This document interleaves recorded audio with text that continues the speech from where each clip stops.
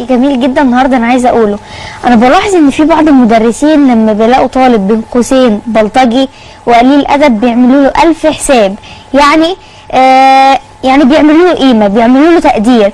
وبرده نفس المدرسين دول يعني بيجوا على الطلاب الهاديين والساكتين والمحترمين وبيجوا عليهم، وده في الاخر بيصنع طالب بلطجي. ازاي؟ هو بيشوف بقية زمايله بيتعاملوا بتقدير واحترام. اما كل مره مدرس يقعد يجي عليه طبعا هيقول لا انا عايز ابقى زيهم. يعني بيصنع بلطجي عشان ياخد حقه في التقدير. وبالنسبه بقى لعقاب بابا وماما، اكيد طبعا كلنا بنتعاقب، ما فيش حد ما بيتعاقبش، بس المشكله هنا في ايه رايكم لو تعاقبنا على قد الغلط اللي احنا عملناه؟ اتعاقبنا وتعلمنا من غلطنا. ازاي؟ ما نتعاقبش غلطه، ما نعملش غلطه صغيره ونتعاقب عليها عقاب كبير. عارفين ليه؟ عشان لو احنا عملنا غلطه صغيره وتعاقبنا عليها عقاب كبير، والعقاب الكبير هو كده اصلا كده يعني عقابه كبير، فده بيرسخ في مخنا احنا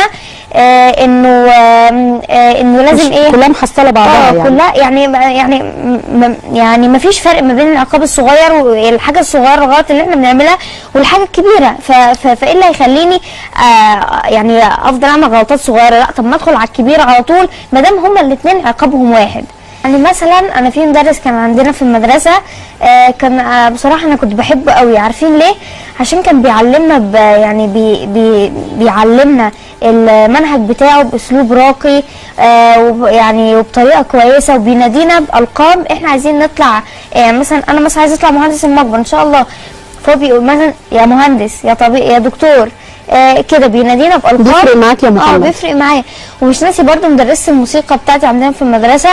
اول ما رحت ما كنتش بعرف اي حاجه في البيان ولا الجيتار، ما كنتش بعرف اعزف اي حاجه. فقلت لها يا ميس انا عايزه اتعلم ابقى زي بقيه اصحابي.